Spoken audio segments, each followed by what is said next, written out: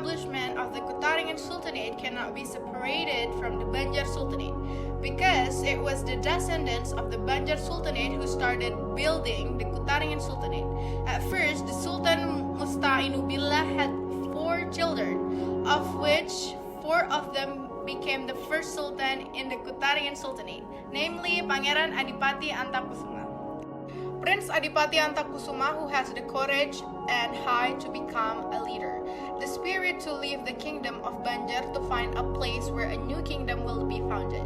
Prince Adipati Antakusuma and his guards headed west and passed through several areas, including the Bay of Sebangau, Pagatan Mendawai, Sampit, and Pembuang. It is narrated that the place faced by each have their own story.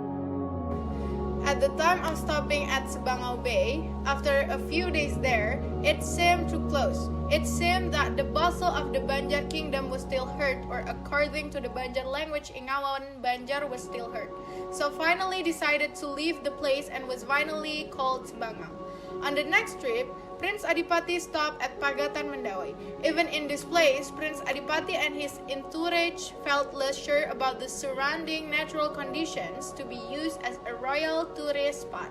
Because they feel less sure, then this area was named Mendawai. Likewise, when stopping at the mouth of the Sampit River, because with a narrow terrace and not suitable of establishing a kingdom, it was abandoned again, and finally the place was named Sampit.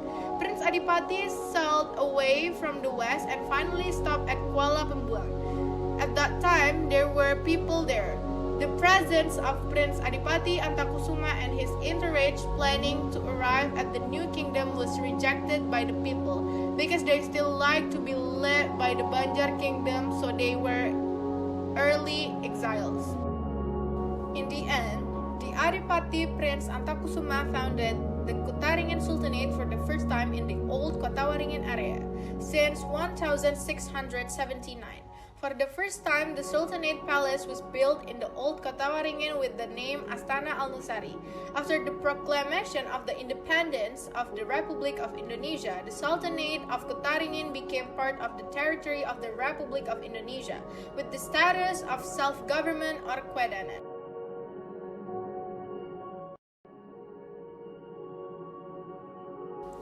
The Kutaringen Sultanate is the only sultanate in the province of Central Kalimantan. The center is at Pangkalanbun. During the reign of the 7th Sultan, Istana was established in Kotawaringin, which was the residence of the Sultan, while the palace is the center of government. Furthermore, during the reign of the 8th Sultan, the center of government was moved from the old Kotawaringin to the new Kotawaringin, with the capital Pangkalanbun, which was known as the Yellow Palace, Indra Kencana, or now known as the Yellow Palace.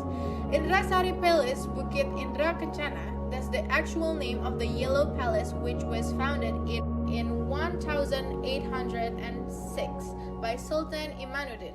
Indra Kencana has its own meaning. Namely, Indra Kencana means hill, and Kencana means golden yellow. The Yellow Palace was built on a hillside and has a land area of about 4 hectares, which is now also the houses of residents. The Yellow Palace building itself was made high to avoid animal attacks and to see enemy attacks more easily. Then it was built in hill areas to avoid catastrophic flooding. The Sultanate of Kutaringen was ruled by 15 sultans, who during the time of the 11th Sultan, the title of Sultan was dropped because the 11th Sultan had no sons. So the leadership is led by another family. The 12th Sultan is the uncle of the 11th Sultan. The previous Kutaringen Sultanate burned down in 1986, to be exact, on December 24, because by a woman named Karaya burning the Yellow Palace. Then in 2001, the Yellow Palace was rebuilt. However, there are several parts of the Yellow Palace that have not been built since the fire, namely the Agung Court and the kitchen. The Sultan who now leads the Kutaringen Sultanate is Pangeran Ratu Alidin Sukma Alamsyah, who currently lives in Solo.